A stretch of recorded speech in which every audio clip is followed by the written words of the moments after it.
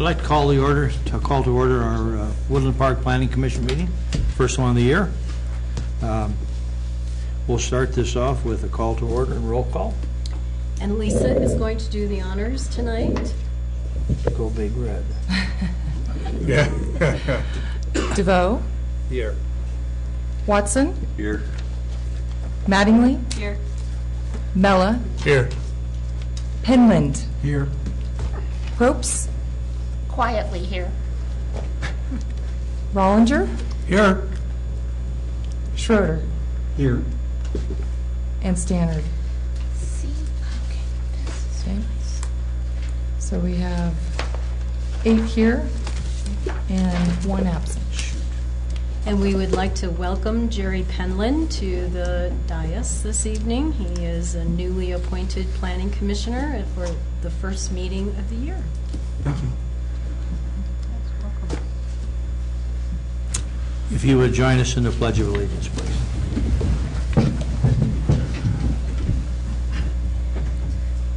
Pledge allegiance to the flag of the United States of America and to the republic for which it stands, one nation, under God, indivisible, with liberty and justice for all.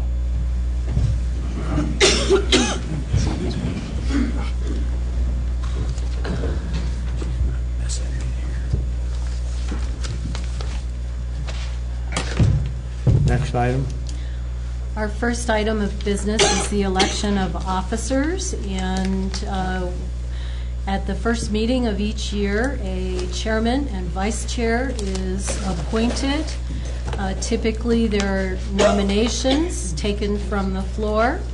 If you nominate more than 2 people for one position, we can do paper ballots and read the results into the record, or whatever your pleasure is for appointing or nominating your chairman and vice chair. Pleasure. I would make a nomination to leave it the way it is with John and Jeff. I think that's an excellent idea. Here. Second, third, that. Yeah. We have to have separate votes on those? You do not. Okay. You can take the vote together. I would formally concur with that. Okay. So Watson. Concur. Mattingly. Yes. Mella. Yes. Penland. Yes. Probst. Yes. Rollinger. Yes. Schroeder. Yes. Stannard. And DeVoe. Yes. Okay. That So made 8. it simple. Thank you. Next, approval of the minutes of the previous meeting as of December 11th. Mr. Rollinger. No comments. They look good. Thank you. Anybody An else? expert opinion, I move that we approve the minutes. I second. Okay. And Mattingly. Yes. Mella. Yes. Penland. Yes. Probst. Yes. Rollinger. Oh, yes. Schroeder. Yes. Stannard. DeVoe. Yes. And Watson. Yes. Okay. 8 with 1 missing. Okay. Just press it. We're going to move on to item 4, which is request and/or public hearings. I'm going to read the case into the record, and then we'll proceed from there. Okay?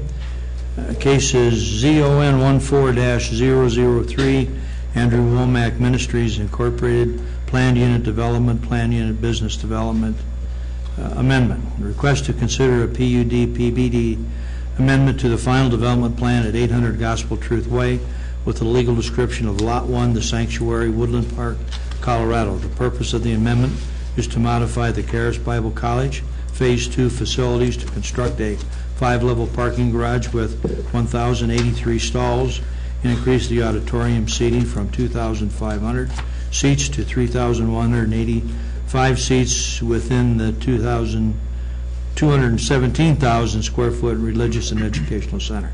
The request is submitted by applicant Andrew Womack Ministries, Incorporated. Mr. Chairman, at this time, I'd like to make an announcement.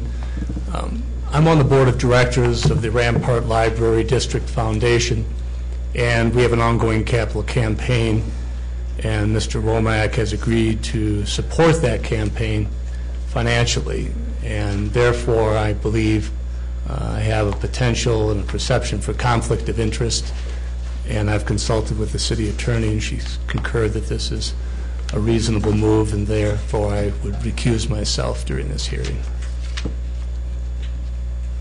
I believe we need to approve that, don't we? No? I Anybody just else? excuse myself. Okay. So I will be excused. Thank you. Thank you. Thank you, Phil. Sure. Ms. Riley. Thank you. I would like to begin by introducing the applicant to the Planning Commission. And so this evening, we have Larry Bozeman, who is representing Andrew Womack, and Bill Tibbett, who is Bill is the representative for the applicant on the project. He is a very detailed guy and usually our go-to guy for the construction. Next to him is Brett Prather. Brett is the principal architect on this project. And behind Brett is Keith Meyer. You may recognize he's one of our local architects here in town. And sitting at the end of the front row is Kyle Campbell. He is the engineer on the project. And I would be remiss if I did not include Jeff Hodgson, and Jeff is here. He is the traffic engineer. So you have their entire team here this evening to be able to help answer questions, and Kyle will be doing a presentation following my presentation. So as the chair read into the record, the request is for an amendment to modify the PUD, PBD, that's the planned unit development, planned business development, land use approval that was granted in 2012 for their Phase 2 construction. This will include the addition of a 5-level parking structure with 1,083 stalls and an increase in the auditorium seating size from 2,500 to nearly 3,200, or 3,185 seats within the Phase 2 of their construction. And our code, 1830.140, requires that when a PUD has a change in general character or land use, then it's required to hold a public hearing with the Planning Commission reviewing that request, primarily based upon the 11 criteria that is used for a conditional use permit, because PUDs are permitted conditionally. So we will review those 11 criteria at the end of the presentation. But before we get into the details, I just briefly wanted to go over the hearing proceedings with the 11 steps. First, the staff presentation, then the applicant. During that time, then the Planning Commission can ask questions of the staff and the applicant. Then the chairman will open for public comment and provide the audience an opportunity to make their comments. The chair will close the public comment. Then the applicant will have an opportunity for rebuttal. And Planning Commission continue to ask questions. Once you believe that you have heard the testimony and evidence that you need to begin to form your opinion, then you go into your deliberation, express your opinions based on that evidence and testimony, and move to a motion and a vote. So those are the steps for this evening. To begin, I'd like to share just a brief history of this project.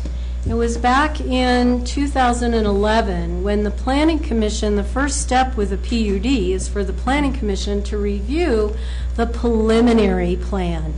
So this is a conceptual plan at first that then says to the applicant, we agree that this meets the criteria for a preliminary plan. Now you can move forward with your very detailed final development plan for its public hearings, again before the Planning Commission and then before the City Council. And so the Planning Commission heard the final development plan on April 12th, 2012, and then Planning Commission moved to approve the PBD final plan, as well as the zoning ordinance 1162 and a preliminary plat. And also at that time there was a subsequent annexation of 35-acre tract, and there were a few minor text amendments done to that annexation agreement. Once the applicant received approval of their final development plan, then they moved into the construction phase. And that began in October 2012 for the first phase. Approximately 76,000 square foot meeting hall and classroom building was constructed, along with extensive infrastructure for the installation, for grading, installation of utilities, both dry and wet utilities, roads, and drainage. The final plat was also required to be approved and recorded prior to the certificate of occupancy. That certificate of occupancy of the first phase, first building, was issued actually in December with a temporary certificate of occupancy, and then classes started in January of this past year. At that time, then the applicant was thinking about the second phase, which primarily has a large auditorium, and felt that they wanted to expand the auditorium size. And in order to do that, they needed to address the parking for a larger auditorium, and also realized that the initial parking standards that were approved for one space for every 5 students, that was really probably going to be not as comfortable as they would like it to be. So they propose now tonight you will be reviewing the parking garage. So just a quick review of those improvements in phase 1. There were off-site improvements that included enhancing the intersection at Highway 24 and Trout Creek Road. And that was to extend this mast arm to allow for 2 left turn lanes so that additional traffic is able to exit off of Trout Creek Road when class is out, and then enter onto Highway 24. And that has seemed to work very well with their first session of classes. Along with the improvements at Highway 24, there were improvements on Trout Creek Road that included a dedicated left turn lane into the sanctuary to their gatehouse. And the gatehouse is shown, that is a secured entrance that is monitored for everyone coming and going. And then I wanted to show you the detention pond that was also built partway into the property that is adjacent to the access road. That access road then approaches to the main building sites, and this is the east elevation of the sanctuary. the south elevation of the sanctuary that faces Pikes Peak. And there is a road or a service drive that is planned all the way around this building. And then the lower left shows the west elevation of the first phase. There was also a maintenance building or garage that was constructed on the site to ensure that they have adequate support to maintain the private infrastructure, the roads and other drainage infrastructure and the facilities. That maintenance garage is located on this aerial in yellow, and this aerial shows the first phase under construction, so you can see its proximity on the site.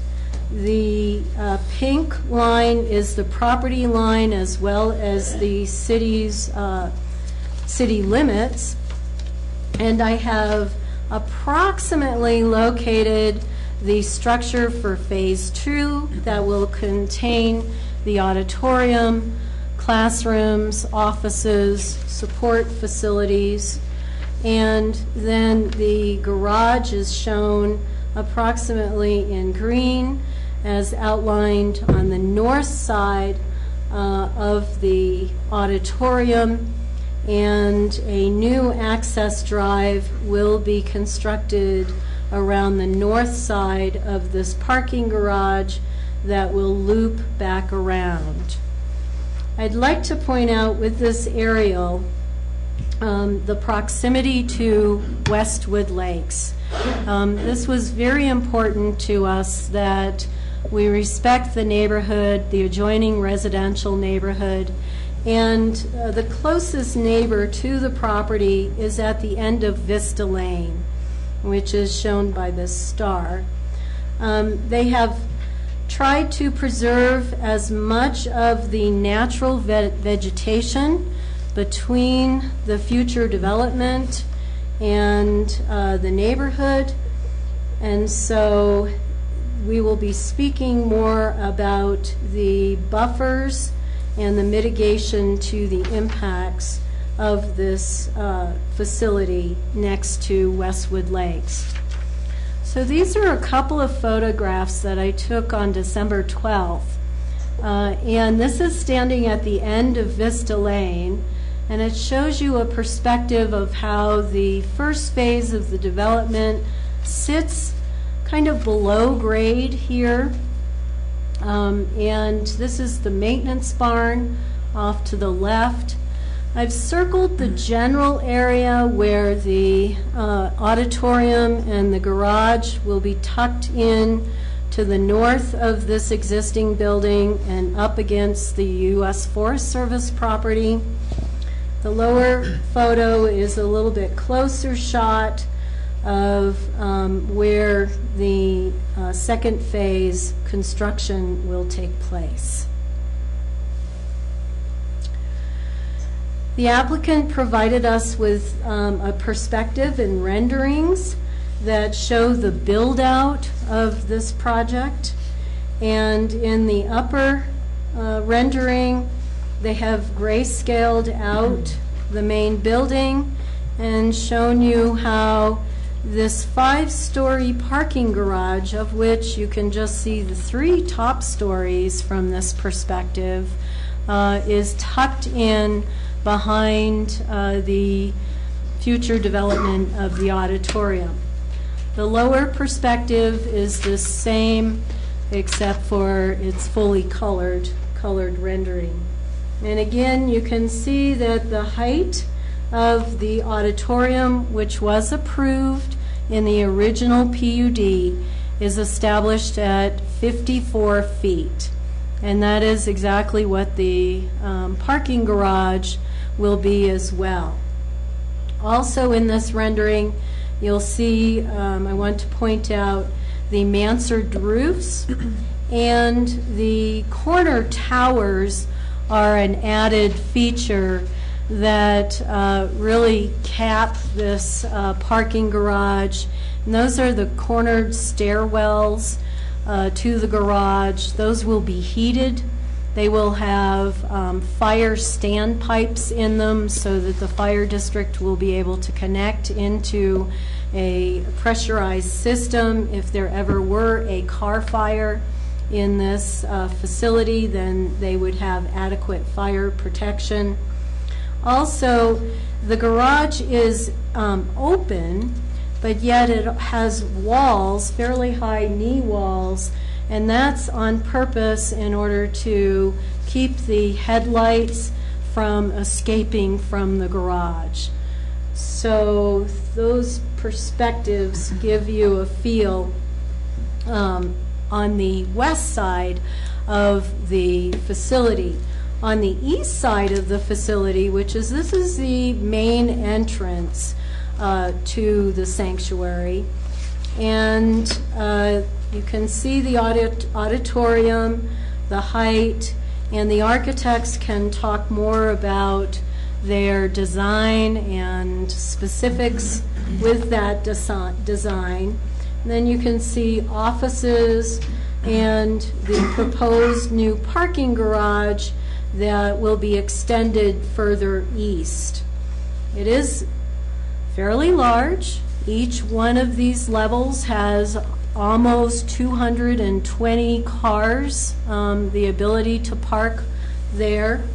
There was already an existing parking garage that was planned for the auditorium building, and you can barely see its entrance right here. So that will continue to stay. It's a little bit smaller than it was originally planned for, but this parking garage, you can see the mansard roof as well as the corner towers for those stairwells. It will connect into the main building on various levels, and there are 3 entrances into the parking garage at different levels. This east side, which is almost below grade, has the lowest level entrance, and then there's an entrance to the 2nd level on the north side of this garage, and an entrance on the west side to the 3rd level. And then there's an interior ramp that will connect all 5 levels. The final development plans, what the applicant has done is they have made clouded changes to this final development plan. And I know this is difficult to read, but what I wanted to point out to you are the few clouded areas that show the changes to the final development plan. And the first is about the parking required. Originally, there were 605 spaces required, and let's see, no, I'm going to take that back. There were 500 spaces required, and now with the additional seating there and 3,000 students at build-out, the parking requirement is 605 spaces. The applicant is providing 1,440 spaces.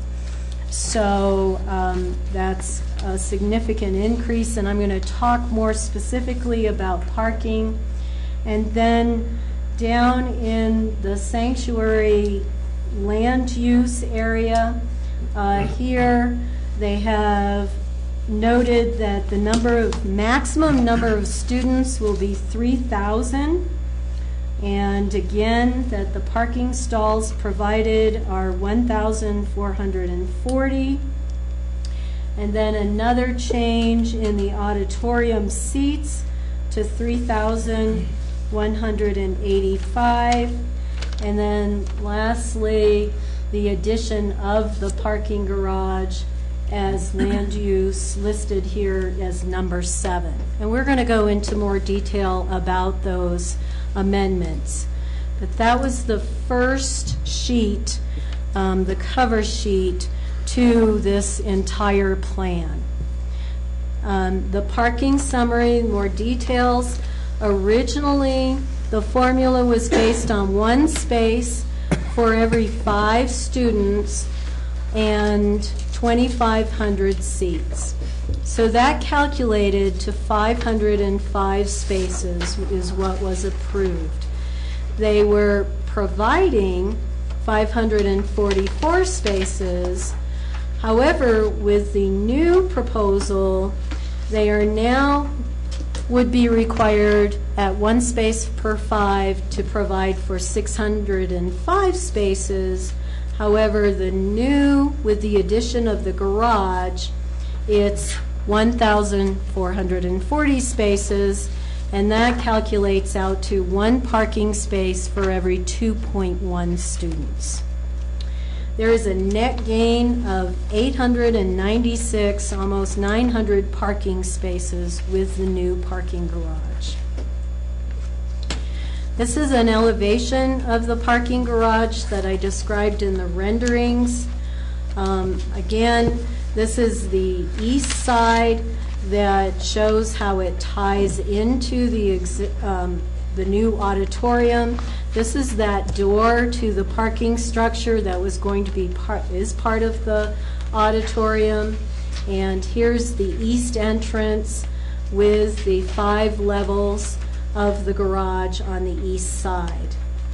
And then we have the west side, which you can see a portion of that is actually hidden below grade. It has its entrance onto the 3rd level of the parking garage.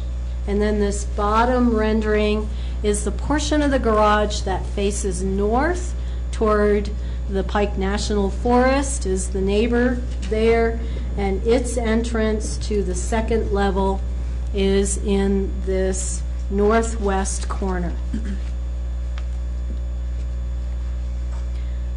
This is the second sheet in your packet that shows the clouded area for the location of the parking garage. I'll note here that the footprint for the auditorium has not changed. There is, however, I will admit, a very, very minor change to this footprint, and it's a small bump out here that was for restrooms. And Brett Prather can speak to that. It was about 200 square feet. It was so minor that when they brought that to me months ago, we felt it did not trigger the amendment at that time. But the footprint has not changed, and in fact, the foundation they have begun to build as a result of that not changing. And we can get into more detail with that if you like. But I wanted to point out that on the north side of the auditorium, that was expected to already be a parking field. And that surface, parking lot surface up in the right-hand corner here, was going to contain 187 spaces. And the exhibit below shows the proposed footprint for the parking garage and service drive. And it will provide on all 5 levels 1,083 parking spaces. This is a slight increase in area by 0.71 acres, below an acre. And it still preserves, I'm going to point out here, the 25-foot buffer setback from the U.S. Forest Service property line, which is shown by this bold line. So we're very careful to ensure that the buffer to the forest was maintained with this new footprint. Also in the packet were small amendments to the grading plan in order to accommodate the new garage footprint and the access drive that circulates around the garage. There's a preliminary erosion and sediment control plan that ensures that the erosion does not occur and that revegetation happens once final grade is obtained. There's a master utility plan, and the only changes to the utilities specifically deal with a water line that was installed through that original parking field, surface parking, and now has been being proposed to be located around this facility with additional fire hydrants adequately spaced to serve the new parking garage and the auditorium. The landscaping packet starts with a tree protection plan, and I wanted to share this with you because there is a significant amount of undisturbed open space with this project that, as I said, the only additional disturbance is about an acre, less than an acre, 0.71 acres. And this plan shows how a majority of the property will remain undeveloped. Then the landscaping plans that were submitted have ample trees that will be planted. This is on the west side of the parking garage, which is outlined in green. This is an entrance into the auditorium from that west side. This shows the proximity of the maintenance barn, and there's landscaping around the maintenance barn as well. Plan D in the landscaping plan, this is the east side of the parking garage, and you can see here how it abuts up to the existing or the originally proposed interior parking structure and its entrance, and you can easily see the grading and the new trees that will be planted on the slope around the parking garage. There is also a small detention area that will be landscaped. We call these low impact development areas for allowing the stormwater runoff to percolate into the ground, and that is also a water quality feature that the applicant and the engineers work together in order to include in this feature so that we get some added benefit to that stormwater runoff.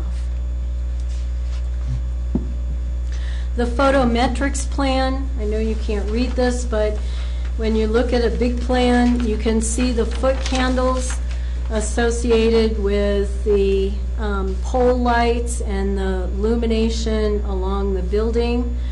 Lighting is very, very important to us, that it doesn't create an obstruction to our dark skies, but yet also provides good security for the students and the facilities. And there's also attached to the photometric plan, this gives you a better perspective of the spread of the various fixtures that will be installed throughout this plan, primarily around the parking garage. You can see that the spillage of the light does not trespass too far away from the public areas or the student areas that are serviced by the access aisles. They submitted, along with that, all the fixture specifications, and I did take a photograph of one of the lights. They are 20-foot poles, the freestanding lights. They are considered full cutoffs, and they are in a craftsman style that complement the architecture of the building. I will acknowledge that we had some lighting concerns with the first phase, particularly at the gatehouse. It was very bright, even though they had full cutoffs. We worked with the applicant, and they had reworked their number of lights, and it is now very acceptable. So a lot of the lighting oftentimes is a performance or as-built. Once we get the lighting in place, then we can evaluate it and adjust it from there. Now, Chapter 18.30 is the PUD chapter, and it provides us with the guidance as to what is required to be submitted and the technical review for a PUD. And I went into quite a bit of detail in the staff report for each one of these sections that acknowledge that the amendment to the PUD is still in compliance with these criteria in the PUD chapter. I'm not going to go through these because it's in the staff report, because I want to focus on the 11 criteria for a conditional use permit that applies to the PUD. So most of these standards are technical. They were addressed through those plans that I just briefly went through. And now I would like to move through the 11 criteria, because these are the findings that you will base your judgment upon with this case. And the first criteria is to demonstrate a direct need to be located at the location proposed and provide adequate mitigation measures to lessen all identified impacts. So with the original approval, it was complied with that this proposal, this use, mixed use, provides a unique educational and religious institution on a 147-acre tract of land. This is a very large area to support this large auditorium.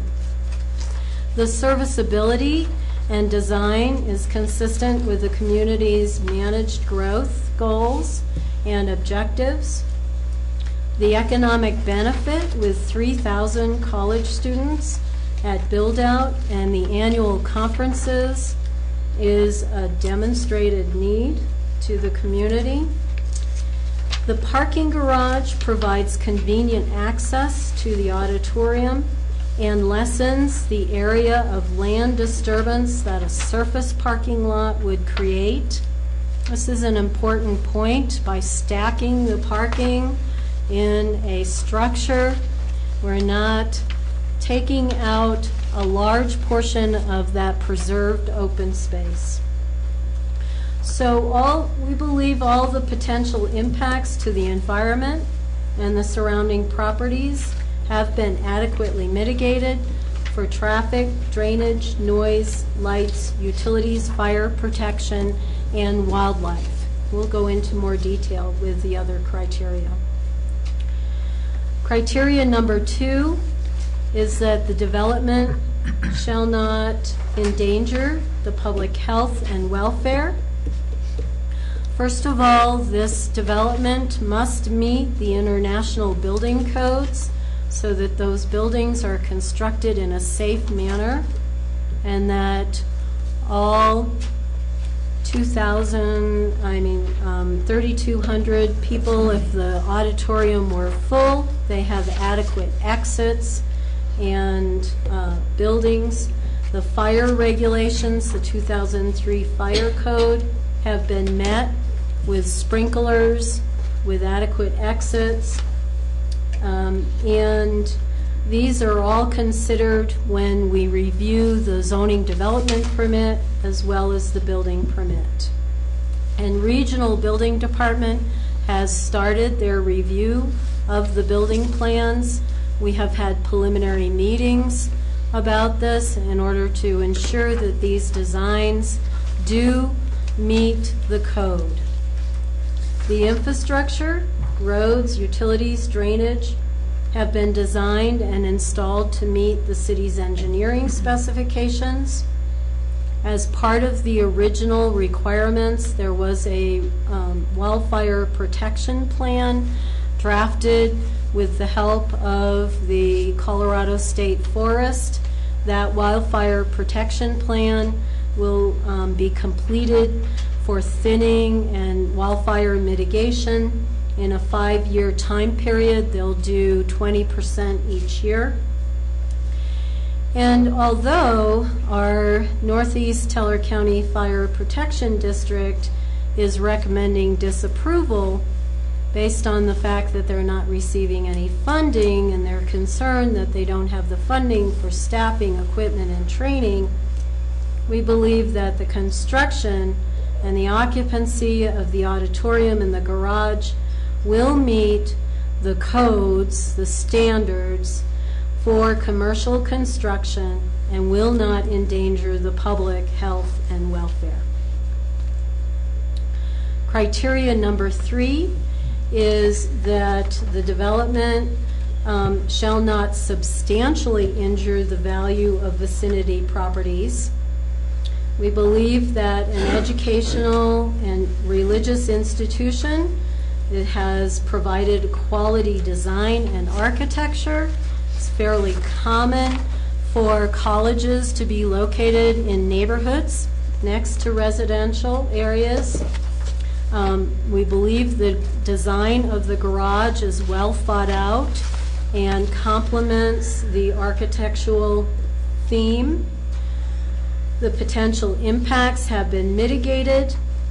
And further, to determine whether there has been any impact on the properties, after the packet went out, I spoke with Sharon Roshek, who is here this evening, and she was so kind to be able to look at the sales at Westwood Lakes.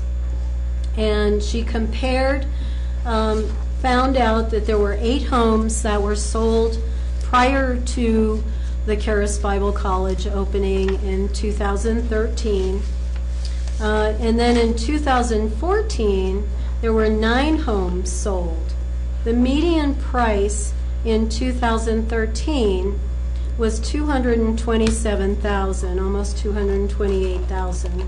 The median price did go down slightly in 2014 to $211,000. Sharon's quote there, not a huge difference, but acknowledged that there was a slight decrease. Now, this isn't a scientific comparison, because of those 8 or 9 homes, you don't know whether some were larger or smaller or were in poor condition. You know, value is based on many things. So, but this is good evidence to say that it was not a huge difference between the 2 years. We sent out public notification with letters and posting. I had no calls from the neighborhood, but I am glad to see that Ron Frint is here, who is a member of the Homeowners Association. We did provide him with a packet so that the Homeowners Association would be well apprised of the proposed amendment. Criteria number 4 is that the development shall be in harmony with the area. Again, college campuses or religious institutions are commonly located next to residential neighborhoods, both in urban and rural communities. The buildings are aesthetically pleasing, built into the hillside to take advantages of the slope. There's a 100-foot buffer protecting the trees on the southern boundary line, as well as a no-build area adjacent to the Westwood Lakes subdivision. There's been careful selection and placement of the light fixtures, which are full cutoffs, as shown by the photometrics plan.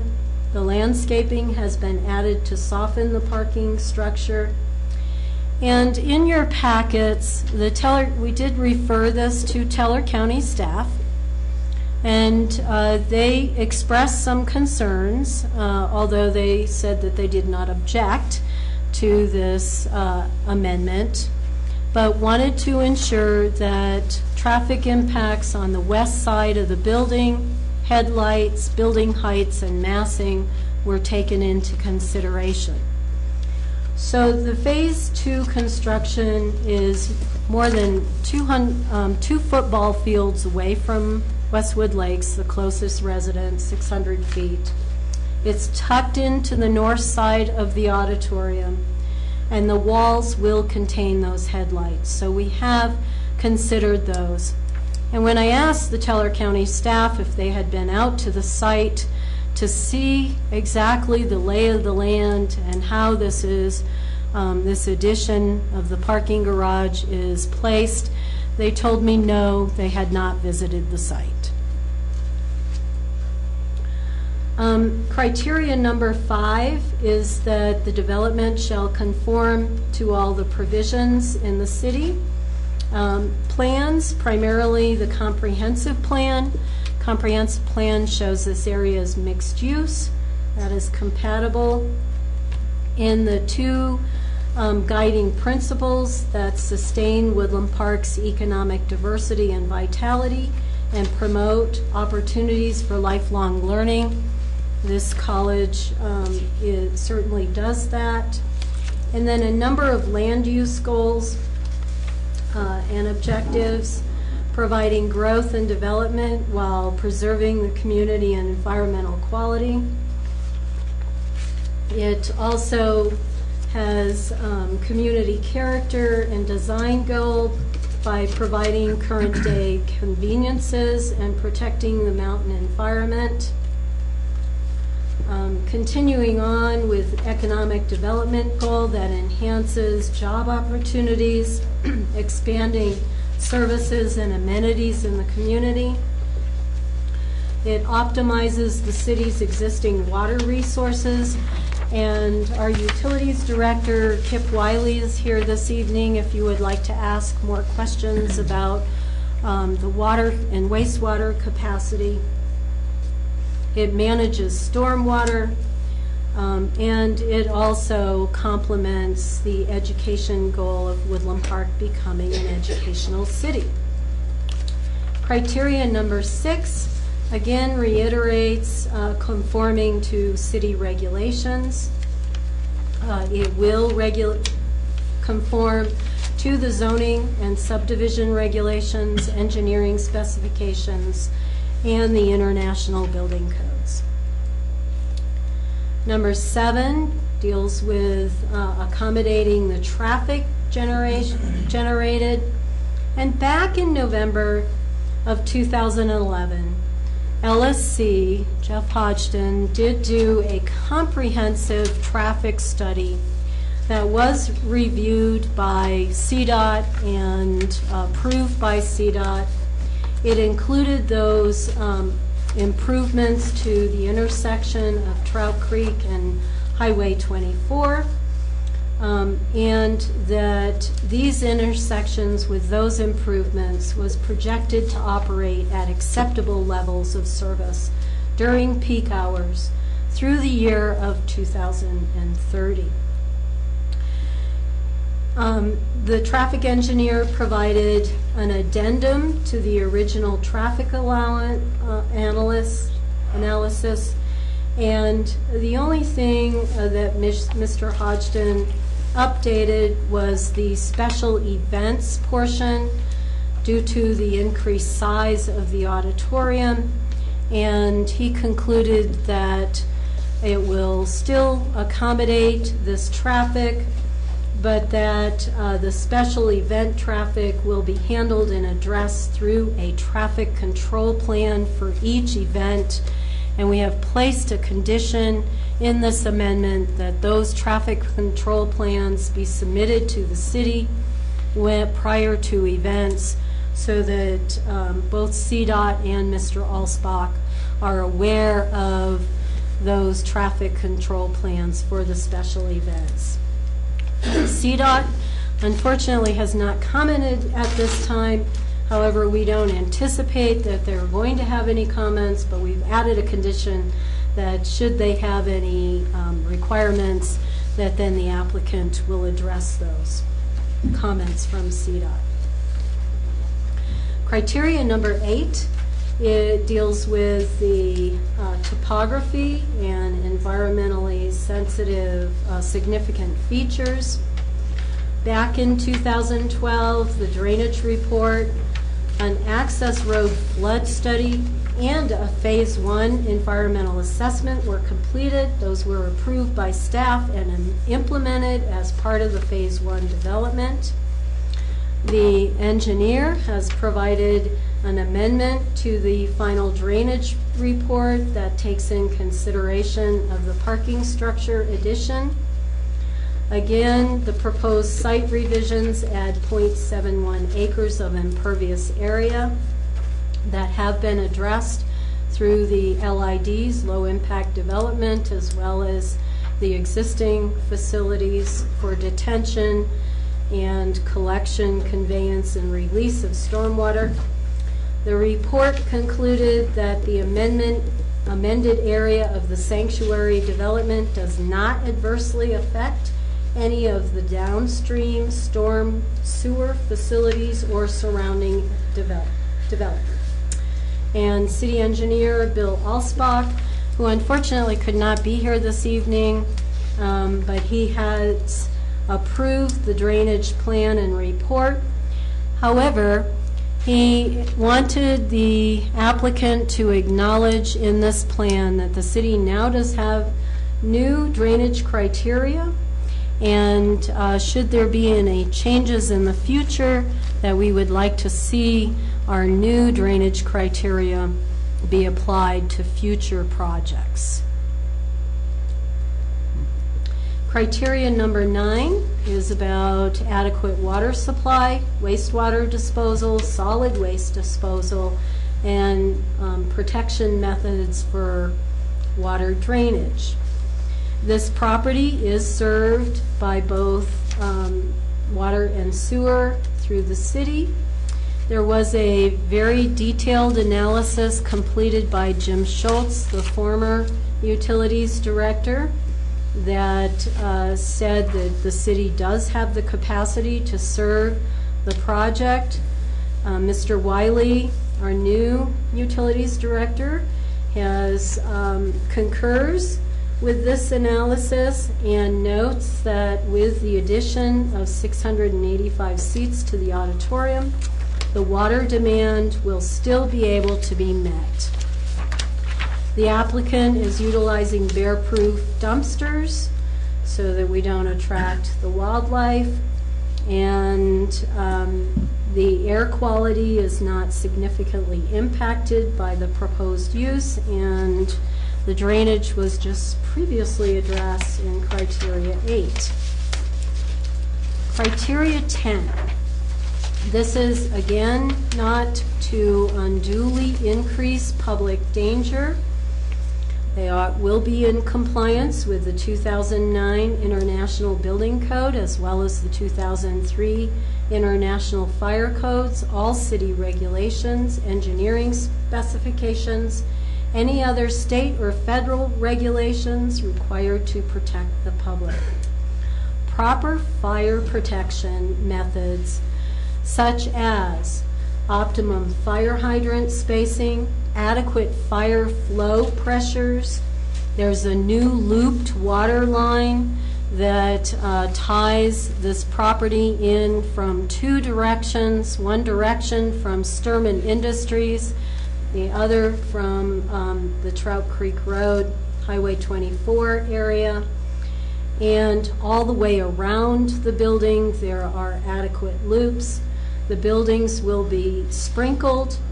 There's proper ingress-egress building standards that will be met, fire exits, and the like. There's also a 3-lane roadway that comes into this site. That is what the fire district asked for initially.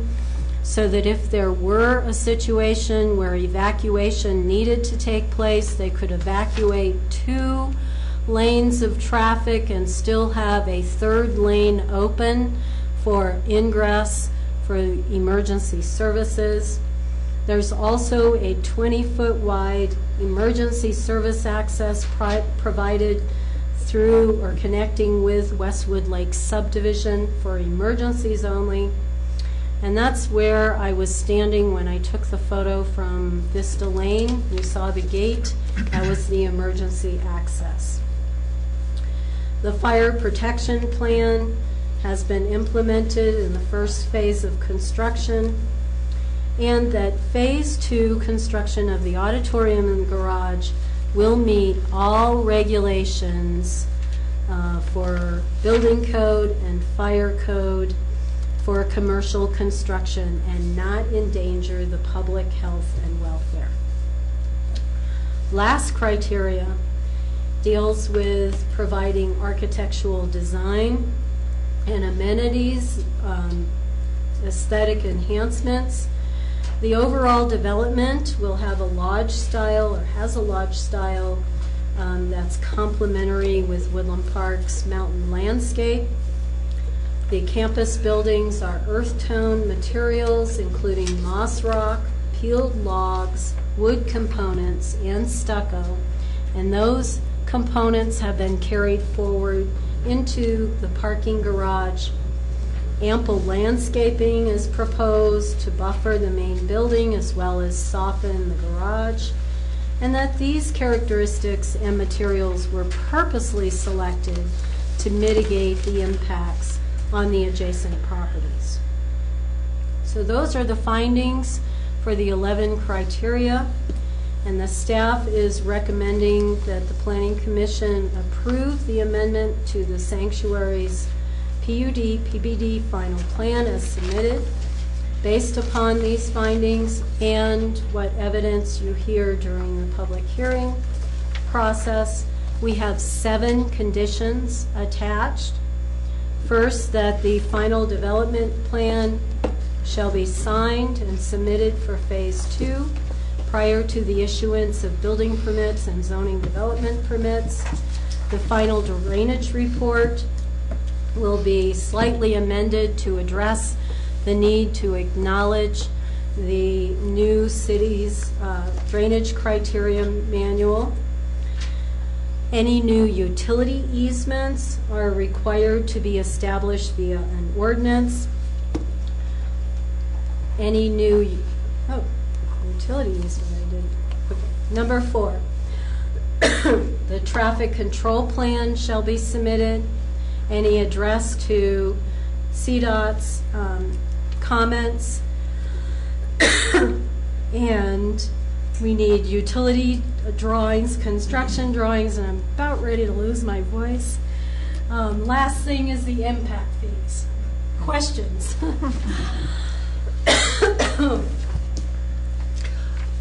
Sally, the lighting, is that similar to what's at Walmart? I'm going to have to gain my voice. It's not exactly the same.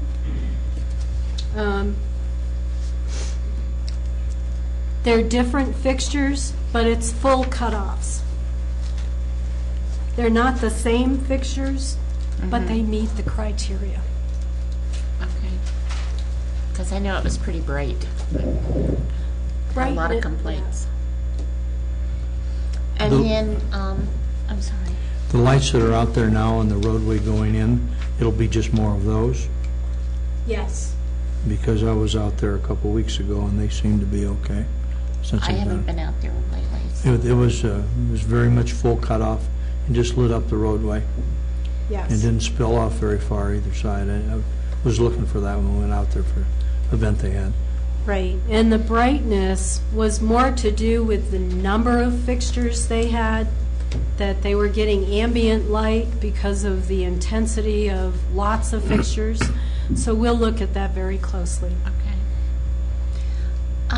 On the traffic control plan, for those special events, at whose expense will that be? I mean, is that something that they will have to absorb the cost of extra police or whatever it may take to get people in and out of the special Yes, events? absolutely. That plan will be created so that they'll have people assigned, like extra police or security, to be able to direct traffic for when people are arriving and primarily during the exit of those special events. So that is a cost that they absorb? Yes, Okay. it is. That will take me into my third question with the fire protection. I think it's a huge concern for me that, you know, they're extending this quite a bit. There's going to be a lot more people. There's going to be more chance of something going wrong, and the fire district is not getting any additional tax dollars from all of this. And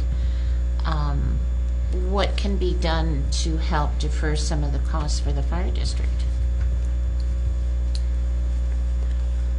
I think the applicant can best address how they have been working very closely with the fire district to create a safe environment, and the applicant is looking to put in an emergency operations center that will help augment fire district needs.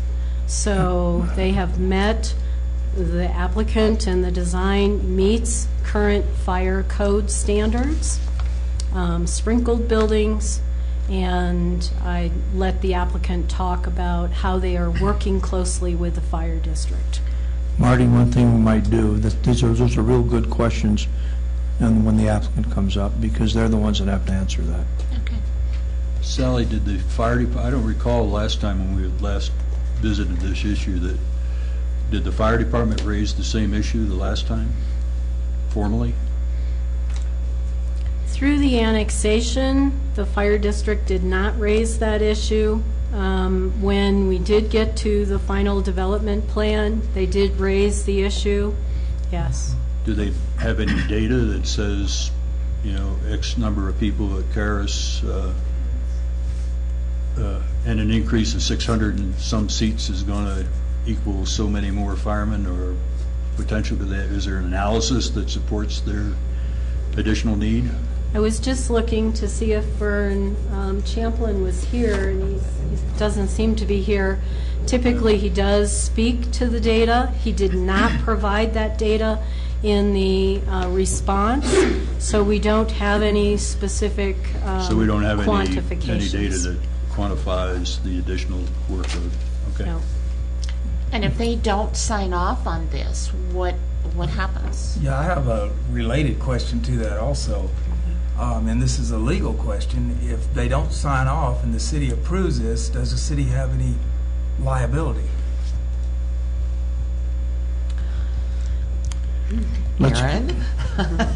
We're really asking questions before the applicant gets a chance to get up and present their, because it all goes back to the 11 points, and how does it meet those for those criteria? And those are good questions to ask the applicant. Sally, I have a question. I'm looking at the picture that you took from Vista Lane. Mm-hmm. Did they meet the criteria on Phase 1, the original landscaping? It looks kind of bare from your view there, or is there more work that they're still doing from a Well, landscaping perspective? That area was not landscaped up in that. This was to remain natural. They did landscape the hillside in here, which looks very bare on this construction drawing.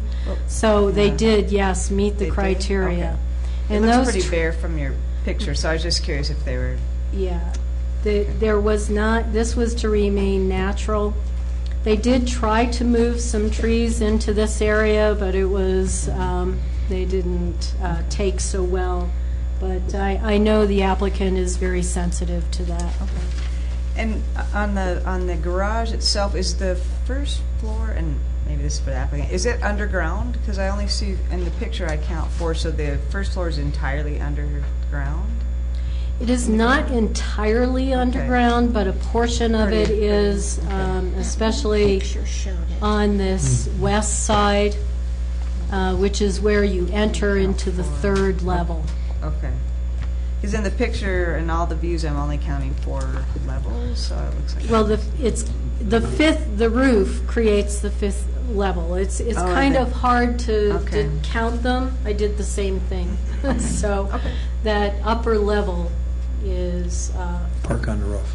Yeah. Okay. Thank you. Thank you. Sally, before you leave, I haven't been on the property since we all toured it before construction began, and we had some expectations as far as design, materials, colors, landscaping, etc. Since I have not been there, whatever that's been, 2 years, 2.5 years, have you been on the site? I have. And yes. do you think our expectations have been met? Yes, I was pleasantly surprised my most recent visit, how nice this building sits into the property, and that the improvements around this area really blend into the environment, and how the second phase, I was really pleased to see the 2 phases. I think having the first building go in and then the next building being tucked in behind and further to the east is really going to fit well into this environment. Okay, thank you. Thank you. Shall we move on to the applicant's presentation? If you'd come up, tell us who you are, all that good stuff.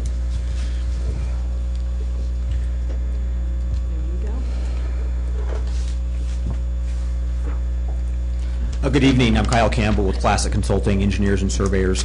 If I'm not mistaken, this is either my 3rd or 4th time in front of this commission on this particular project.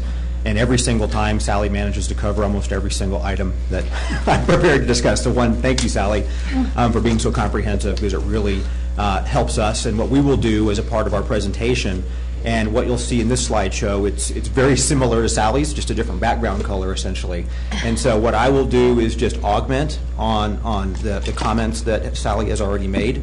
And then I'll be turning it over at a certain point to Mr. Prather to talk about some of the architectural elements and some of the structure fire protection items that were brought up earlier this evening.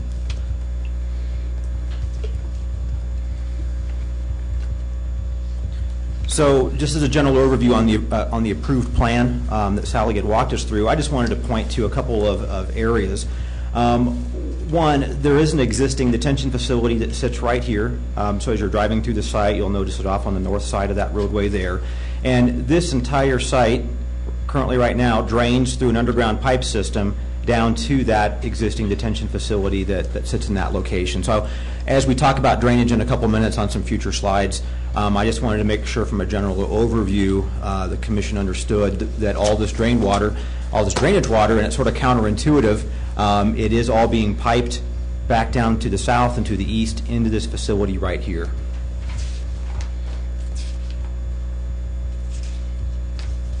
I do want to bring up, because one of the comments made, I think it's important to note that this particular amendment does not change the total student population that was previously approved. The 3,000 students that had been previously approved and accounted for was in the approved plan. That number is not changing. What we're essentially here asking for tonight is an amendment to increase the amount of parking stalls to accommodate those 3,000 students. And so with the analysis that Sally walked through that we provided as a part of this amendment, we had exceeded the required parking total with the initial approval, and now we are far exceeding that number with the 1,440 stalls that are being proposed. So I just wanted to clarify that right up front. We're not increasing the amount of students, we're just increasing the amount of parking stalls to handle those students upon the ultimate build-out of the facility.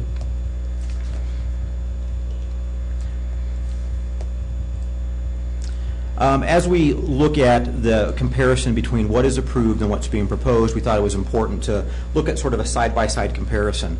When the Andrew Wommack Ministries approached me as we were working through the project, as they were wrapping up phase 1, they started to understand the need for additional parking on the overall project. And so as we looked at the overall site, you can see along the north side on the plan that was approved, in this location right here, the 187 surface parking stalls. So if you can imagine looking at the overall site, if we were trying to replicate and get to that almost 1,100 parking stall total in the garage, we would be taking the footprint, I can get the cursor back, we would be taking that particular footprint of that surface field and we would be adding essentially 5 more of them around the site. That was not acceptable to Andrew Wommack Ministries just because of the impact it would have on the overall grading, the vegetation, the drainage, and so that's what really started steering this particular project towards the parking structure itself, to consolidate all that parking into one structure, therefore limiting the impact on the overall property, the vegetation, once again, the grading and drainage. And so Sally hit upon that, but I thought it was important to know that we started looking at surface parking fields, how we could add on into certain areas, and that wasn't palatable to anybody involved, and that's how we wound up with this parking structure. Let's take it vertical instead of spreading it out horizontally across the site. I won't go into the numbers. Sally did a great job of describing the overall parking totals, what was previously required, provided, what's required now, and what's being provided. I think it is important to note essentially the change from going from one parking stall per every 4.6 students, which was what was previously approved, to one parking stall to every 2.1 student. That's a very dramatic increase in the amount of parking in order to not only handle their current needs, but then the future needs of the overall campus. Once again, this is just the existing approved parking field. I think it's important to note that at the time Phase 1 was being constructed and we were in front of this commission asking for approval, the parking structure wasn't even envisioned, and because of that, the existing looped water main that Sally described currently runs through this surface parking lot to continue that loop through the site. And it's also in a public utility easement. And so as a part of this project, as we've noted on the amendment, that water main is now proposed to be relocated. It's being routed around the structure in this access lane. And so the existing easement will be vacated as noted as one of the conditions, and a new easement will be dedicated as a part of the relocation of that particular water main. And so we've already processed those plans. As a part of those plans, there were a number of things that we had to take into account with the parking structure, one of which is fire protection. And so we had some very early meetings with Vern Chaplin to discuss how to protect the overall site. And so the plans that we currently have at the city right now for approval show the water main loop with the spacing of fire hydrants around the perimeter of the site. This particular access road meets all surface, setback, width requirements per fire code. The fire hydrant spacing meets fire code. And so I'll defer to Brett, Mr. Prather, as he'll go through and talk about the fire protection elements that have been incorporated into the actual structure itself. But from a site standpoint and from a coverage standpoint, we're meeting all those criteria. And Vern has already indicated that he's agreeable and has approved essentially the layout for the water relocation and fire hydrant placement around the site. I think it's also important to note one of the reasons we went through this exercise of sort of comparing the existing approved surface lot and the parking structure is overall there was a 4% increase in the amount of imperviousness. And so that's a very, very nominal amount of increase in imperviousness when you look at the overall site. We conducted the drainage analysis and determined that the existing detention facility that I identified on the overall site plan had the capacity and was adequately designed in order to accommodate that 4% increase. But talking to the city's engineer and the request and the goal to provide low-impact development, one of the goals of low-impact development is to treat that water at the closest point of where that water is being generated from. And so as a part of the proposed parking structure, the entire upper level of the parking structure is draining out towards the north. We have a stormwater collection system that's collecting that water in a pipe and then taking it into the stormwater quality facility before it discharges into the existing storm system in this particular area. So this same water is getting treated in this particular proposed facility, then being routed to the existing facility to basically get treated again. But we felt it was good design, made a lot of sense. It's treating the water at the point that it's being generated. And so all of that has been incorporated into the plan and into the drainage report that was presented to the city.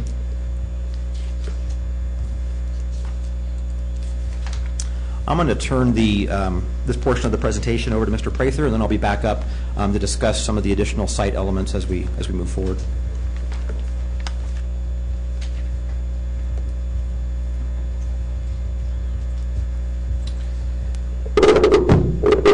Good evening. My name is Brett Prather, Architectural Innovations, office based in Colorado Springs, and I too need to thank Sally for a thorough presentation, because I said mine is condensed, so my presentation will be a lot shorter than what I'd planned on. Take you to a slide you're familiar with already, and I won't go through what Sally went through, but just to reemphasize that the client was and has been very concerned about undisturbed open space, keeping that as a very special and precious space. And our desire was to contain and conceal the parking garage. And so on the north side, as has been briefly discussed, as it lays with the contour of the land, we were able to bury one of the lowest floor below grade almost entirely. And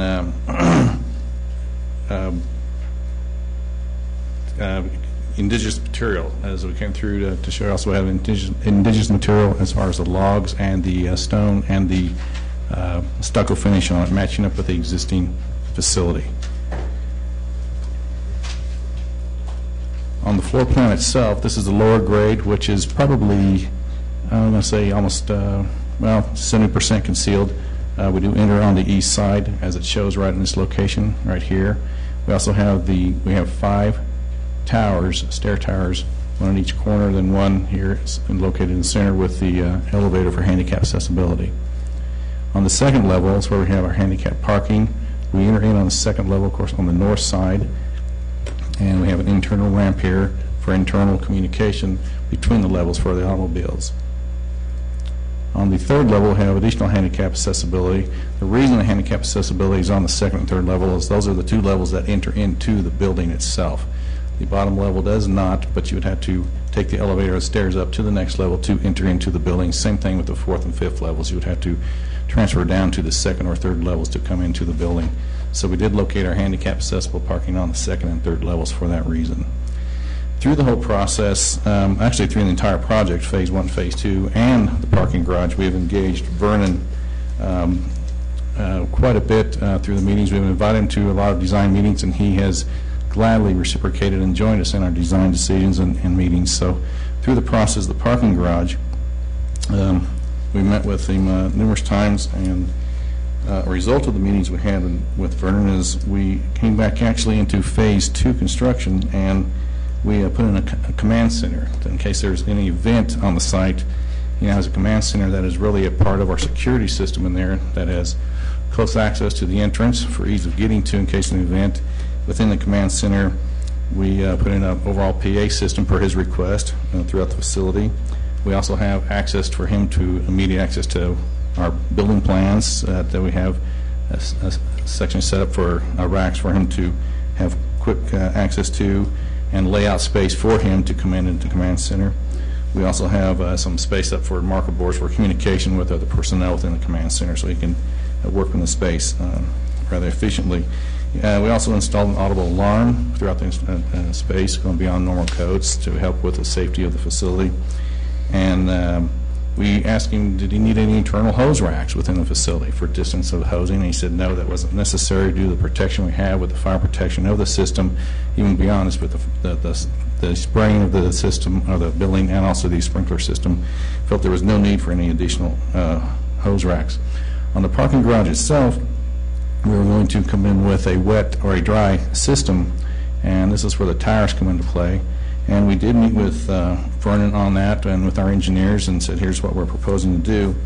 And he requested that we would go to we were going to the dry system. He asked if we would go with a wet system, which is a more expensive system, but he said it would help him in his ability to fight a fire in case there was an event, because with a dry system, he would need more equipment and more personnel, up to 6 or 7. With the wet system, he could do it with 1, maybe 2 vehicles, and with probably 2 personnel, and could handle a situation pretty well with the current personnel that he has. So we went with the wet system per his request in the garage, and in doing so, we went ahead and we had to take care of the towers, and we are heating the towers in the riser rooms.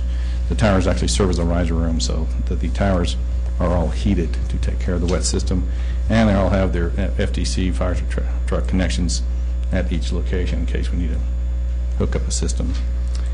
One thing that the client does beyond that also is they have fire drills, just like when we were all in grade school or high school. So they have fire drills with all the students, and they also have a safety committee that oversees the fire drills, evaluates the fire drills to make sure everybody's moving properly.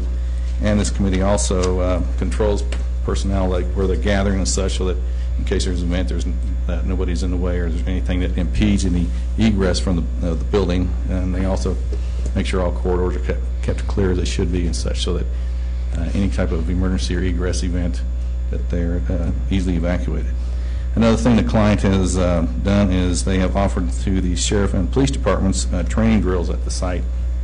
And then in case there's an event of any sort where they can come out and train with the personnel there, evacuation drills is one example. And they are wanting to offer the same service to the fire department as well. And I believe through the presentation you've already seen the perspectives here as far as the amount of concealment that we have as far as tucking away, as Sally put it, of the facility. And I'll leave you here with the view from the entrance coming in from the southeast side. And that's my last comment is, Sally mentioned the restrooms. Through our expansion of the auditorium itself, it had zero impact on the footprint of the building, on the exterior. The only thing that happened on the exterior was nothing. It is exact as it was approved years ago as far as the material, the size, profile. It was not changed. It was all internal wall movements where this occurred to accommodate the additional seating. The restroom expansion occurred as a convenience issue, and the total expansion percent would be 0.2% would be how much the building expand for the restrooms that we had. It was on the northwest corner, so it'd just be 0.2%. Thank you.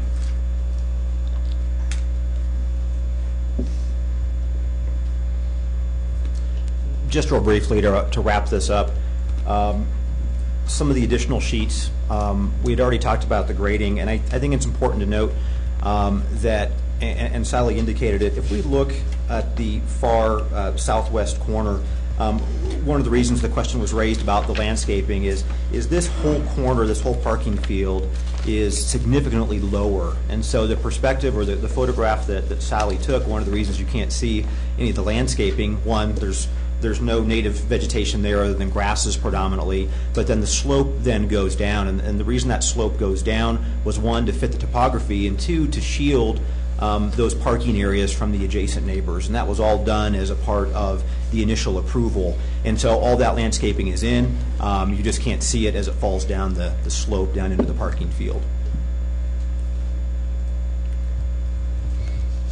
As far as the master utilities, once again, this just simply shows the rerouting of the water around the perimeter of the site.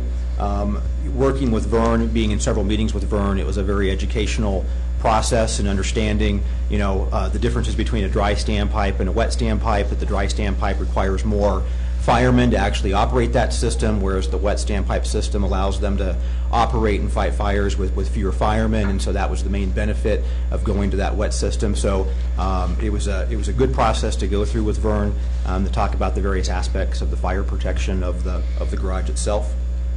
And then Sally already walked everyone through the landscaping, and so I'm not going to spend any time on that. And then the site lighting. The one thing I wanted to bring up in conclusion, if you read the project narrative that was provided as a part of the application, there were two other very, very minor aspects of the overall amendment that were included in the narrative, and those were some changes that were taking place inside the Phase 2 building itself. The initial approval had accounted for one essential snack counter. And so when students are on break or during events, there was one snack counter being anticipated. The narrative in here describes that being increased to 4 snack counters. A snack counter is simply that. It's prepared foods, it's beverages, it's not kitchens or anything like that, but for the ease of the students and making them not have to wait in the line, it went from 1 to 4 snack counters, 2 on each level of that particular structure. And then there was also a very small residential suite added into the building, and that was for Andrew Womack and his wife. Basically, is a very small retreat. If they ever had to spend the night, it's a private area. It's not open to the public, and so that was also included in the narrative. You might have noted that. So I wanted to make sure that we didn't skip over that as a part of the presentation. So with that, we've concluded our presentation. Be happy to answer any questions that you might have. I have a question on the garage. The facades that you show, especially for the west side of the garage, it appears that it's not a solid wall. It looks like it's a partial wall to block the headlights, and then there's open space above and below. Is there not going to be bleed over from headlights into the neighborhood? And I'm most concerned about the west side of the garage, the way that facade looks. Well, I think the thing to keep in mind is the parking level decks are flat, and so around the perimeter where the parking takes place, it's a flat. So as the cars are maneuvering to pull in and out of parking stalls, that lower level wall is actually higher than where the headlights will be encountering it. So anyone maneuvering, pulling in, pulling out of a parking stall, their headlights will be blocked from that vertical lower wall shield. But what about the spillover from the headlights? You know, is there a gap this big below the headlight or above the headlight so that there is still light emanating from the garage on that side of the structure? And my question is especially in regard to the Westwood Lakes subdivision and how much, quote, light pollution are they going to get from that west side of the structure? You know, what I can tell you is what is being proposed is an industry standard as it pertains to, one, providing that vertical barrier, so you know the cars feel comfortable pulling in and not getting too close to a vertical drop-off. Yeah. So I'm not clear on what kind of vertical light exposure there might be. I know as a part of the photometric study, the analysis that was done took into account both the lighting poles that are on the upper deck and what might be around the perimeter of the building. So I know that specifically doesn't answer your question, and I'll see if Brett's got a better answer. If I can add a little bit to it. The opening you see is 4 feet in height, and then the length of whatever the length is between the columns, which is less than 30 feet. And what you'll see through there would be an ambient light. There is no direct light that will be coming through. It's an indirect ambient reflected light, and that dies off rather rapidly once it's outside a facility. And since we are 600 feet away from Westwood, it would in no manner extend that far. Now, if you stood in your out in your yard and you could look over, you could see that this would be an illuminated band on the building. I guess you can see that if there's lighting up there.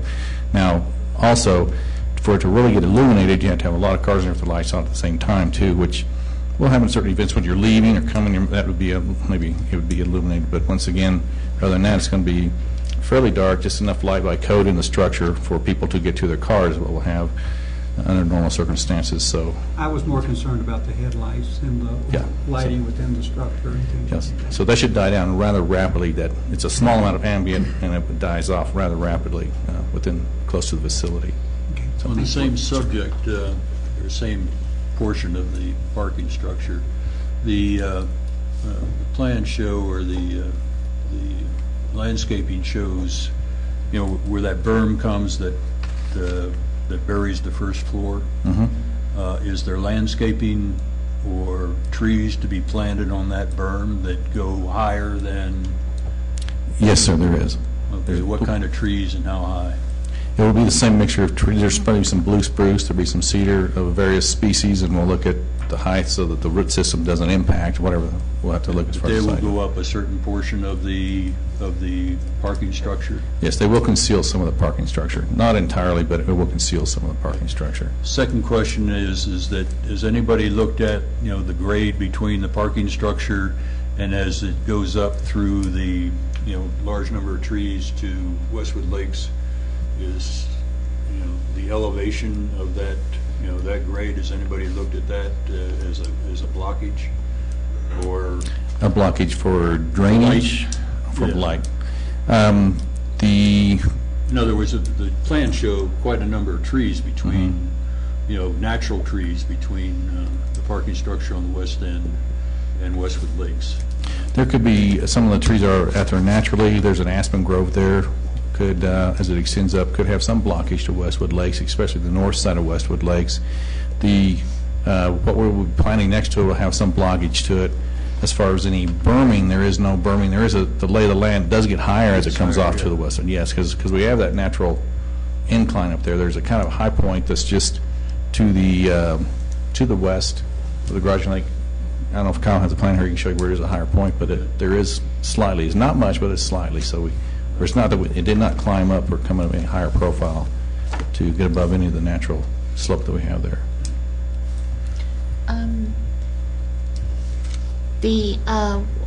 What about the snow removal? What are you going to do with all that snow? Well, we have on the upper level, we put a partial roof over the ramp area. We have roughly 40%, 45% is covered with the ramp area, and any snow that would come off of that and onto the flat area. The plan is to take it to the east. We have a pretty good zone there for excess snow to drop off, so we're going to there will be some piling of snow on the upper deck, but most of it is to take it to the east, and we have a little snow zone for the snow. And as you're doing the snow removal, ice removal, because, I mean, you're bound to have it in there, are you going to be using any kind of chemical? I don't believe chemical we have zero, right? Because we don't use chemicals now. Yeah, no chemicals, right? We don't now, and we will not in the future. Okay. And then that existing parking lot that's there, is that going to stay there? Yes, ma'am. And then this would be to the side of it? No, if you're talking the existing one to the south will stay. The existing one or the proposed one to the north of Phase 2, it will replace that parking lot, if that's what you're talking about. I don't know if we... And then the out parking lot that's there now, as you're coming up to the building, what's going to happen to that parking lot? If you're talking about the one on the south side or the east side of Phase 1, the existing parking lot, that will stay as is. Okay. Because I noticed today when I was up driving around there was still snow, and there were a lot of people walking along the roadway in the snow and the ice, and there were cars coming and going, and I kind of felt like that was a little dangerous for pedestrians. You mean on the actual property itself? Yeah. Right, and actually, to address that, the parking garage will help alleviate that issue, where we'll have ample parking. And well, that's a clarification, too. Are you talking about the temporary lot that's on the way up, or the one that's right next to the building, the paved lot next to the building, or? Well, your drive as you're coming up the road, there's a pretty good sized parking lot, and then there's some open area, and then the building up above it. I don't know the directions. I think that's the temporary. It's the temporary lot that you're talking about. And yeah, so I believe the area that you're referencing is the temporary lot that's sitting in this location right here, just on the east side of the detention pond. Okay, and that's going to go away? yes. Okay. Yeah, because I had a hard time maneuvering because there was ice and there were people walking, and I just thought that was pretty dangerous. The original approval, the 3-lane roadway that Sally had indicated that was approved, was actually 2 lanes of pavement and then an additional lane, one for fire access and a trail system. And so the intent was, for people walking up and down the roadway. Obviously, that's being utilized right now, and that's one of the catalysts for wanting this proposed parking structure, is to allow everyone to park next to the building, especially during inclement weather, and have access directly into the Phase 2 building. Okay, thank you. Yeah, again, I don't know directions because I didn't know which direction it was. Okay. I had a couple of questions. One on parking. References have been made to having adequate parking for conferences and students. Where does staff park, and roughly how many staff are there at the college at any given time? I'm not sure.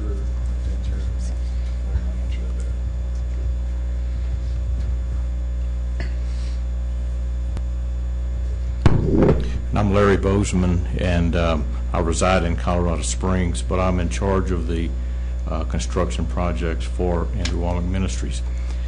We currently have about 100 staff. That is full and part-time, so at any given time we have approximately 55 or 60 staff on site, and they park to the west of the existing building, the building that's existing right now, and we have 80 parking spaces in that parking lot, and it is on a daily basis it's not quite full, because like I said, we have about 55 or 60 people on site. So, to answer my question, you won't have to use the spaces in the parking structure plus the existing lots to accommodate staff most of the time. Correct. There's ample with the 1,440 spaces with the proposed parking garage. There'll be more than enough spaces for staff, students, and/or attendees during an event. One other question, and you're probably uniquely qualified to answer it. What's the proposed timing of building the on-site residential housing for students? I mean, are we 2 years out, 3 years out, 5 years out? And that's hard to answer. 10 years out? Yeah, no, I don't think we're at 10 years out. I would say we're supposed to, our target is to complete our Phase 2 project in the summer of 2016. Certainly we won't have anything under development at that time. And the delay so far has been because we have wanted to put student housing in, but the delay has been with the tax exempt status, because we had committed that we were going to partner with a for-profit organization to actually build the improvements, and those improvements would be taxable. Mm-hmm. But our not-for-profit attorneys advised us that we would be endangering our tax-exempt status under the current IRS codes.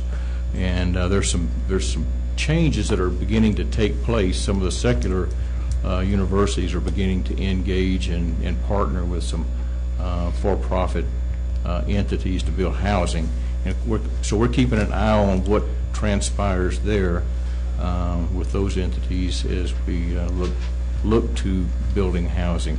So it's hard to say. I would guess within a 5 to 6 year time frame we hope to have housing in place. Thank you. Yes, sir. Oh, clarification. As a part of Phase 2, you're building a parking garage. Are you also building surface spaces? No, we are not. Okay. No. There's just that group a little bit along. Yeah. But there's maybe a dozen. There were stalls, surface stalls approved on the westerly side that will still be there. Those are essentially handicap access stalls on the far west side. It's a dozen, maybe 2 dozen surface stalls. Okay. Yeah. Can you tell me when you propose to have the full complement of 3,000 students? Do you have a target for that? No, really. My crystal ball is kind of cloudy, and I don't have any idea. Right now we're around 700 for this next fall, so that's an increase of 100 from one year to the next. So it's going to take probably a number of years to arrive at 3,000 students.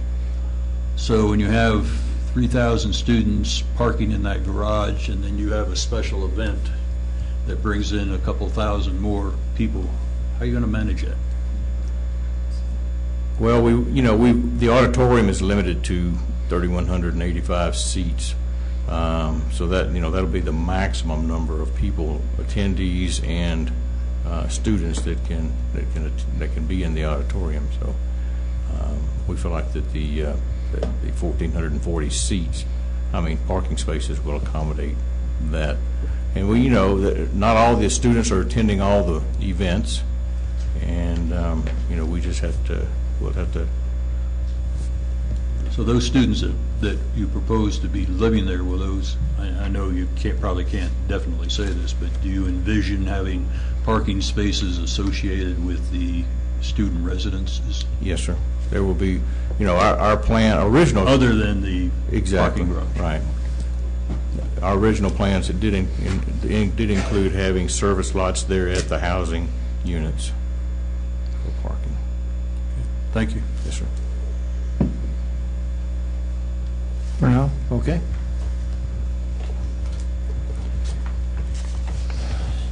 Let us move on. Dave, has anybody signed up?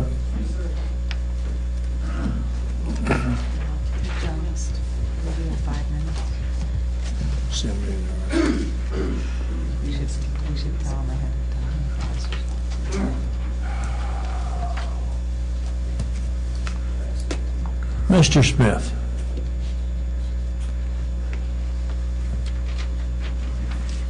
Hi, good evening. My name is Brooks Smith. I live at 1324 Longs Point on the east side of the golf course around Highway 67, so I'm not impacted by this particular facility, but I did spend quite a bit of time reading the staff report, and I just had, I think, a number of comments, but most of them I believe have been answered.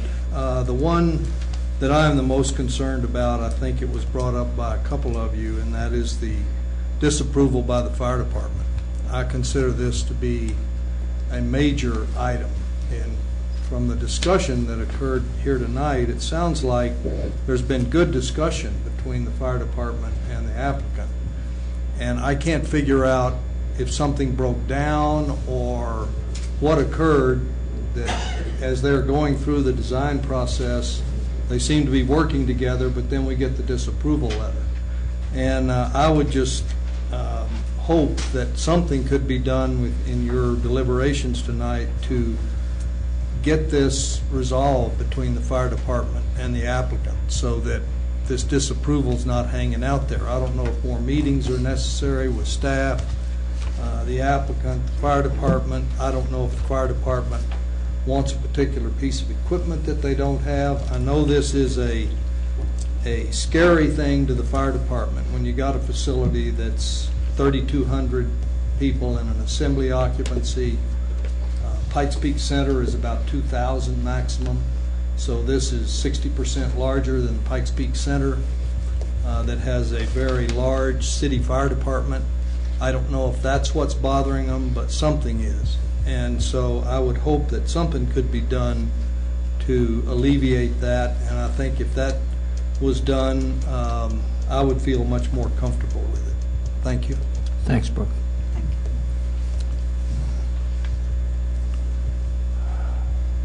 Steve and Sharon Rocha, do you both want to talk? I'll let him start. Very good, Sharon.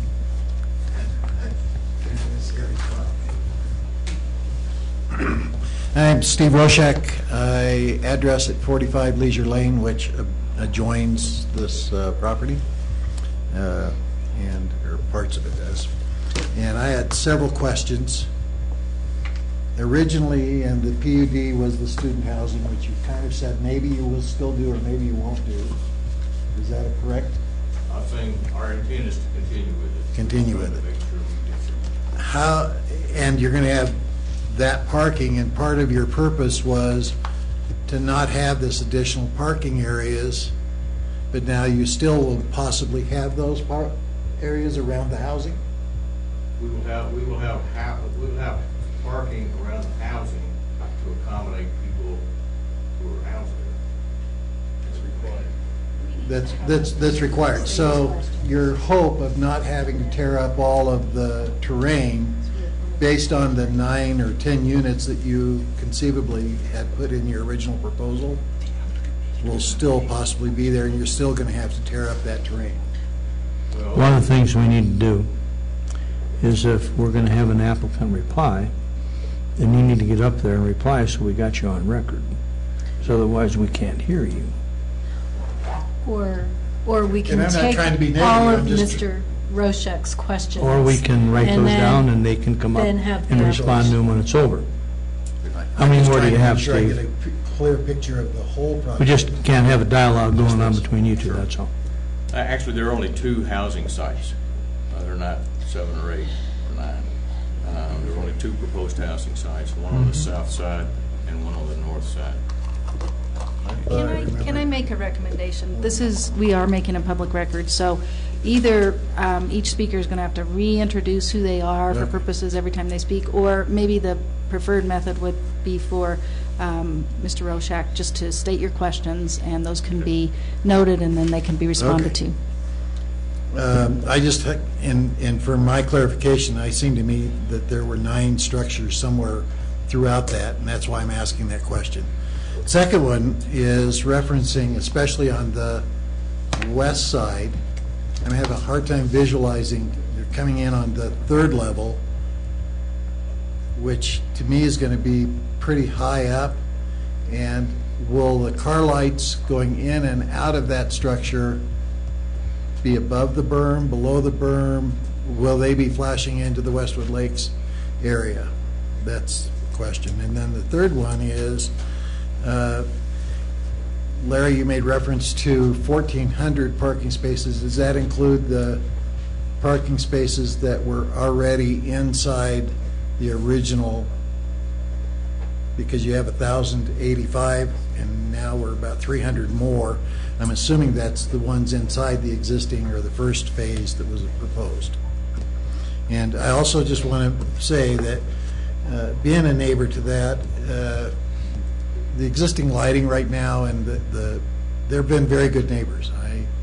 I just want to say that because I am literally next door to them, and they've been good neighbors and they've been good things. I just would like clarification for purposes. Okay. Now, if you'd like to come up and address 3 questions. First one being the residents. Obviously, if you have an apartment, you like to park next to it. So I'm assuming that's why you're going to have parking by that. Okay. And my name is Larry Bozeman, reside in Colorado Springs. And we have 2 proposed housing sites. One is on the south side of the property.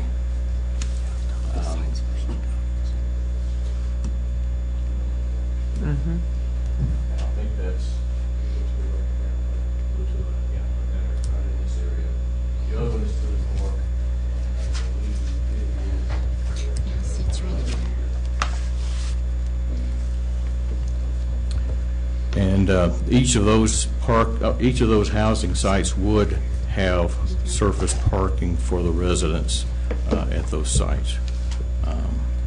Okay.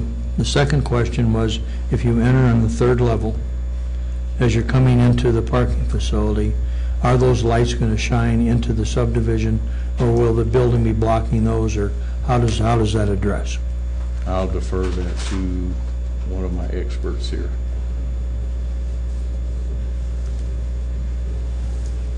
Kyle Campbell with Classic Consulting again. A relationship of the elevations, if we go back to this point right here, the existing elevation at that particular point is approximately elevation 8,700. And so when we look at the 3rd level of the parking structure that sits all the way up in this location, that's the over 600 feet to get to that location, it's at elevation 8,698, so it's 2 feet lower. But what I want to make a special point of understanding is there's a high point in between that garage entrance as we head down towards the south. And I know this is a very small scale. It's very hard to read on here. But the actual high point sits to the south of the parking structure entrance, and it sits approximately about 4 feet higher. And so as we talked earlier about that screening of the parking structure as far as the walls, there's sort of a roadway barrier in between there, so the cars turning in and out of that 3rd floor are actually sitting several feet lower than that high point. Okay. The last question was total amount, 1,400 square parking. His last question was the total number of parking spaces. Yeah, the 1,440 includes all of the surface parking stalls that were on the approved plan, plus the proposed structure. We did not include in that total, and I think it might have been an oversight on our part, were the additional dozen or dozen and a half parking stalls that were inside the original building.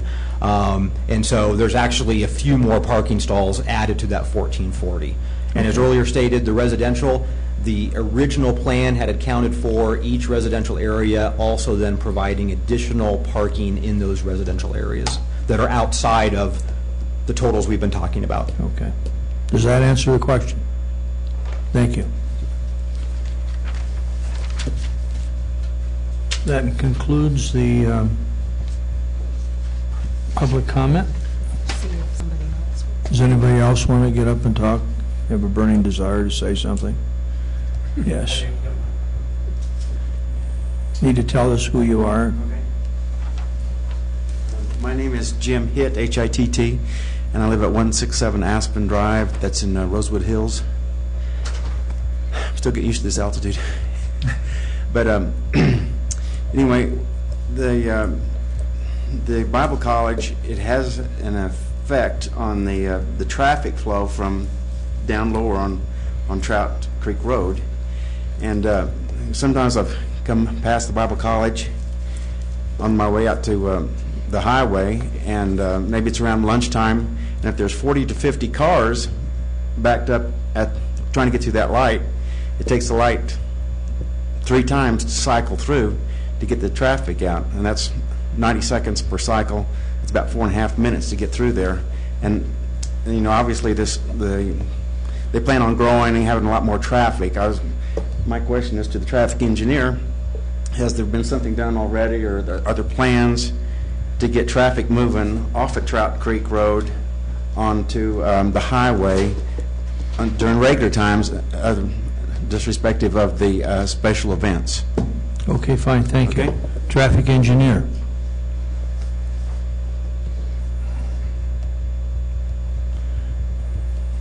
Again, who you are. Yeah, Jeff Hodgson. I'm with LSC Transportation Consultants. As it relates to the existing conditions, I don't have an answer as to what the gentleman was mentioning as far as, I don't have an awareness as of right now what the signal timing that CDOT has programmed into that signal. That'd be something to contact CDOT and ask about that, probably, as far as the existing operations. As far as if there's a problem currently with insufficient what we call side street green time, that intersection, probably CDOT is the one to talk to about that. If the signal's not providing enough side street green time, then CDOT would be the one to address that. So that would be a good thing for that 2-week planning when there are events and that Mr. Osbach, Bill, would coordinate. He does that now with CDOT coordinating our signals in town, and that would be a good thing for them to be looking at as well, because try to get out of McDonald's in the morning if you're coming down Baldwin. That's the same 4.5 minutes. Well, it's the same at West as well. Is there a so I'm saying is that's a problem that we face everywhere.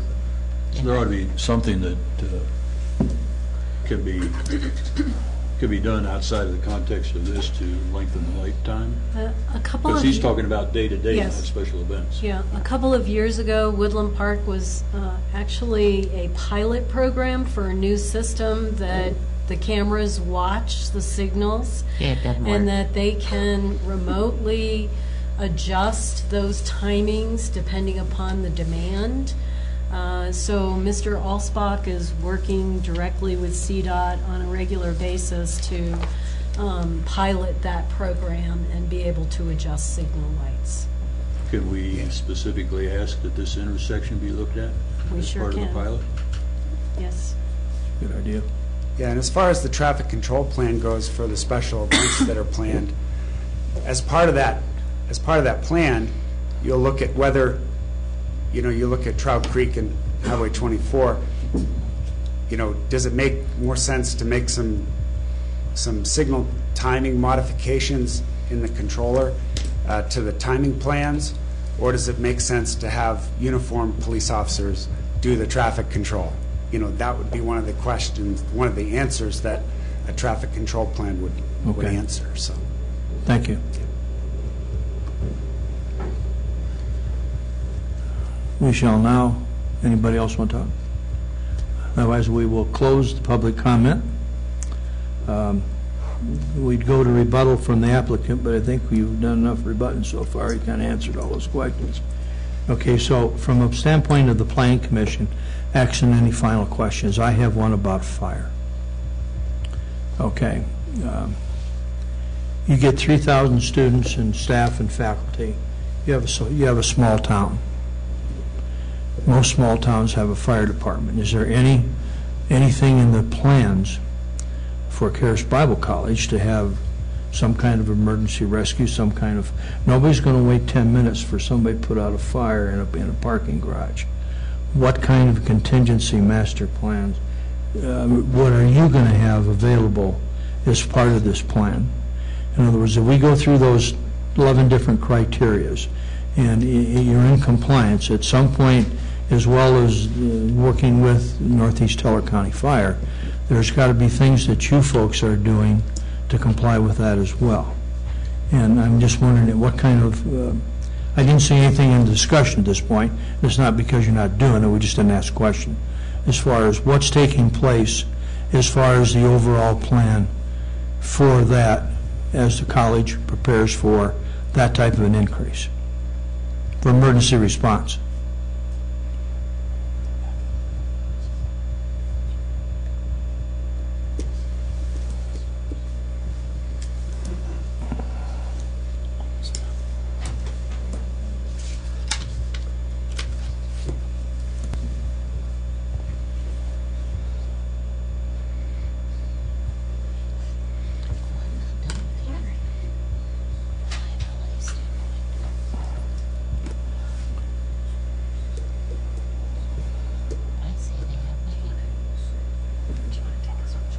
Aaron, while they're discussing that over there, I'd like to go back to what we talked about earlier in the liability. If the fire district doesn't sign off on this and it's approved, what kind of liability do we have? Let's wait. Let's let them have a chance to answer this one. And then we'll go back and we'll address that as we get into our deliberation. I just didn't want that to get... No, I understand where you come from. I want that answered too. That's dear in my heart, Sorry, we were trying to play Stump the Professor, but we just figured we were going to ask that question. That's fine. Once again, Brett Prather for the record. And in any facility, whether it's this one or any facility we design, a fire department's desires when there's an event or any kind of thing happening, they want evacuation to occur. They don't want anybody to stay there and try and fight it because that's when something could happen. So they want them, the professionals, to handle it. They want us, the civilians, to clear out of the way. So what we have done is we have ample egress. We have more than the code requires as far as egress, the ability to discharge from the building and clear the building. So it's not that you just come out and then you're in an area that you might have trouble getting away. The building is open on all sides, which is a strong criteria for any facility for evac once you're through the building and out. So it's two types: through the building, ease of getting out, and exiting once you get into the main concourses. The exits are very clearly marked. This is something we've covered with the fire department, with regional building. They see the locations of the exits in relationship to our stairwells. How close are the stairwells to major exits has been covered. The building has, all the structure has a 2-hour fireproofing on the structure itself, required by building code, and beyond that it is fully sprinkled too. So we have ample fire protection built within the building. All of our eaves exterior are sprinkled. So we have, it's a very non-combustible building, actually. It's a very safe building. But in case there is an event, it is designed for easy evacuation, which is what the fire department wants to occur. And as Mr. Bozeman said, they've already implemented plans where they do have practice drills for evacuation from the building. So I don't know if that answers your question or addresses your question. Thank you. Okay. I have a question about that, that light on the north or on the west side. If you're driving in to get to the west side entrance on the 3rd floor there, you're going to be coming up the roadway and you're going to be traveling due west on the north side before you make the turn to get into the other side. Will not the lights from, as you're driving on the north side, won't those lights shine directly into Westwood Lakes? Have you thought about that?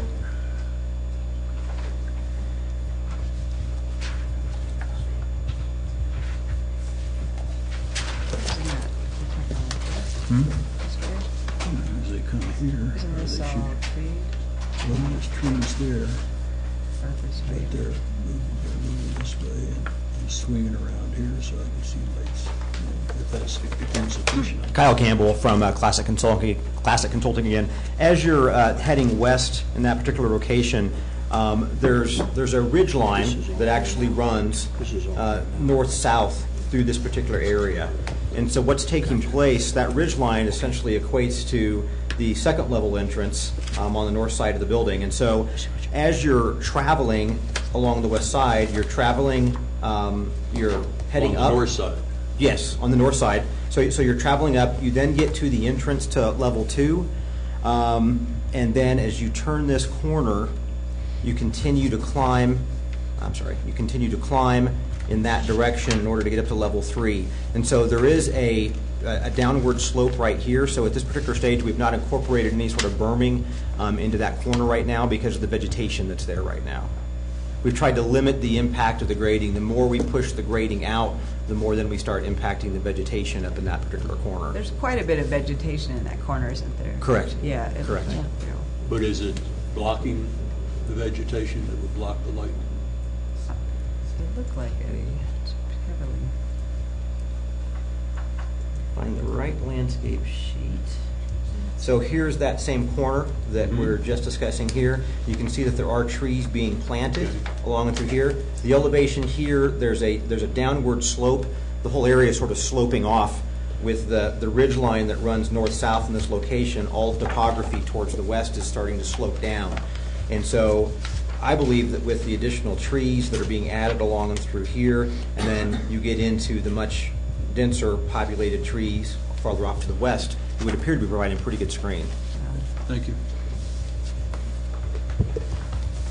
Again, Brett Prather, Architectural Innovations. Well, I'd like to add one more comment to this question is the current design is actually an improvement on this situation versus the originally approved parking lot that was on the surface, because we have recessed this situation and buried, and as Kyle just described, this area here. So it is actually quite a large improvement over what was originally there.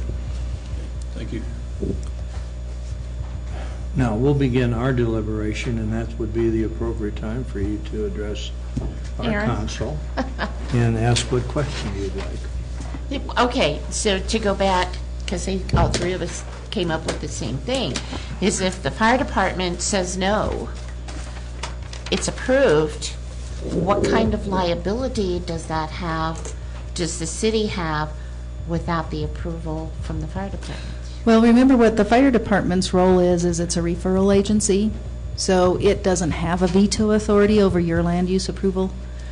The fire department's letter, as I understand it, was not a statement of any fire code noncompliance. And if it had been, I think certainly you in your land use authority would consider that. It's not that. It is a recommendation for disapproval based on something that's outside of those fire code considerations, fire code compliance issues. I'm not aware of anything under Colorado law that would give rise to any basis for any liability under your decision based on the letter that you received. Okay. One of the things I think we're kind of charged to do in this is that to take those 11 points and those criteria, and has the applicant met those 11 points of the criteria? If they've met those 11 points, I mean, that's what it's all about for us here to decide. I think if you read that disapproval comment from Netco, their concern is how to fund it. And, I mean, that's another issue that's probably not in our purview here. And it's a legitimate one to do that, but I don't, that doesn't mean they're not going to But that respond to was a part fire. of the 11 points, the criteria. It was specific in one of those 11 Not points. funding. No, Not funding. Not funding, So just they're- that they didn't sign off on it. Their final said, please consider alternative methods of support in lieu of tax. Well, that's, they're looking for money, is what they're looking for. That's what I read in this. Yeah. And they have this signed paragraph. off on all the engineering meeting the actions that have taken criteria. place. I guess that's the From confusing code thing. perspective, This right? letter is dated 9 days ago, that all of a sudden it's a disapproval, but yet all of the input we've got is everything has been cooperation. So that's puzzling. And they're not here That's tonight. puzzling. That's the other thing is And they they're didn't not come here. here tonight. Right.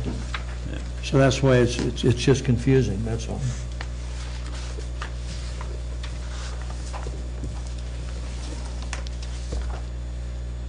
Deliberation, motion, a second, more questions.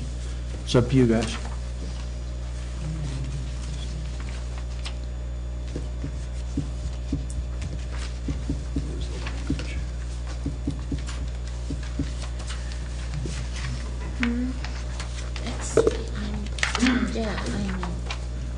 Anything else? Okay, I move that the Planning Commission approve the amendment to the Sanctuaries PUD, PBD, final development plan is submitted, plus amendments or conditions that the planning staff has articulated. I'll second that motion. And would the basis of that be as recommended, based on the findings provided in the staff report and the staff presentation and the evidence heard tonight? Call for the question. Okay, Penland, Yes. Probst, Yes. Rollinger, Yes. Schroeder, Yes. DeVoe, Yes. Watson, Yes. and Maddie. Yes. So motion is approved unanimously, 7-0. Thank you.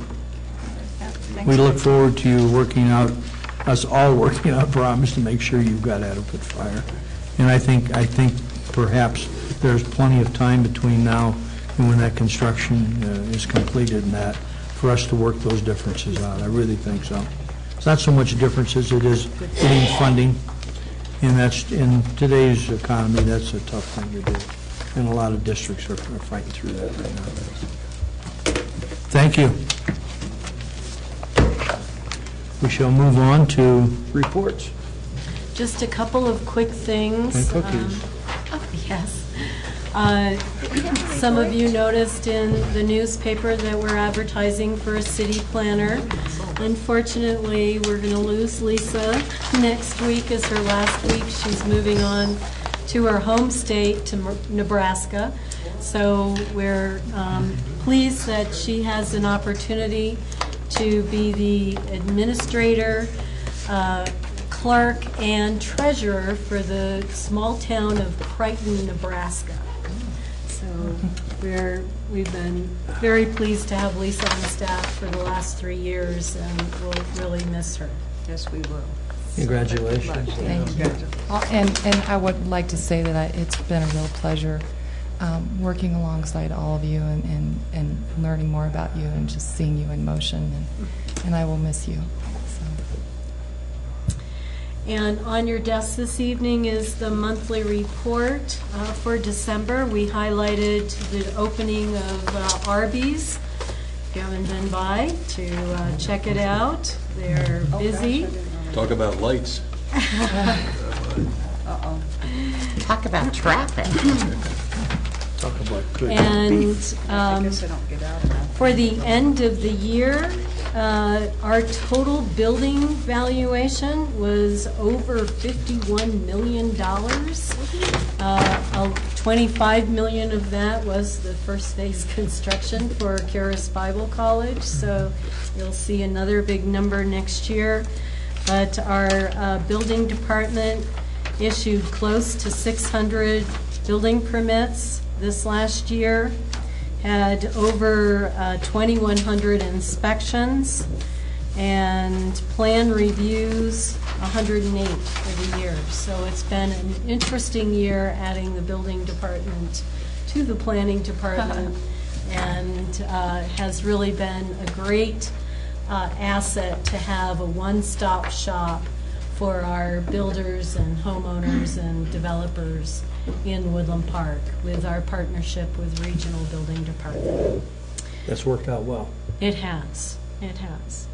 And then lastly, we do not have a meeting in 2 weeks, so you get to enjoy your meeting off. We did also put on your dais this evening the attendance for commissioners for the last year, just to give you a little reminder. That was a pretty important issue for our city council when the appointments were made last month. So, and we thank Aaron Smith for being Aaron, it was here good to see you today. again. It was good to see you. But on this report, they did change my surgery date to the 22nd instead of the 15th. So I probably will be out 6 to 8 weeks. Okay. Unless somebody can pick me up because I can't drive. Well, we wish you luck with that, and we probably can find a person too. When you can't move your neck, they tell you you can't drive the car. Yeah, that's right. Well, if you get if you need to come, I'm happy to pick you up if you want. Okay. Yeah, I'll You give got my somebody a number. holler when I'm at a point where I feel if like you're I up can for come it. out. Anything Give else us for a the holler. pleasure of the order? Any other reports, comments, criticisms? No, but this year Press, I'm working on be work-life kind. balance. I'm hoping to be here more. Figure it out. Glad to see you. We have to have interesting things to get you folks get out of here. Get here. I think that's great.